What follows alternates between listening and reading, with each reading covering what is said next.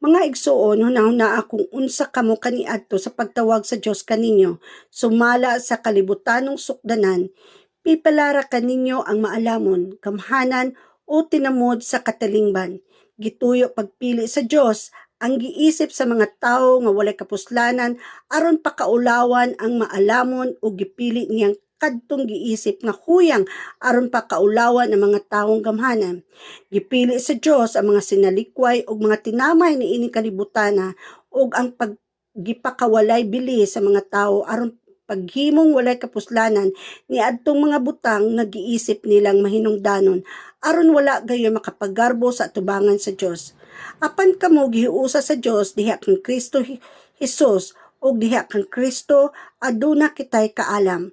Pinaagi kaniya nahimo kitang matarong atubangan sa Dios. Nahimo kitang balaang katawhan sa Dios ug gihatagan kita ug kagawasan. Busa, sumala sa giingon sa kasulatan, ang buot magpasigarbo, kinahanglan magpasigarbo sa mga butang nga nahimo sa Ginoo. Amen.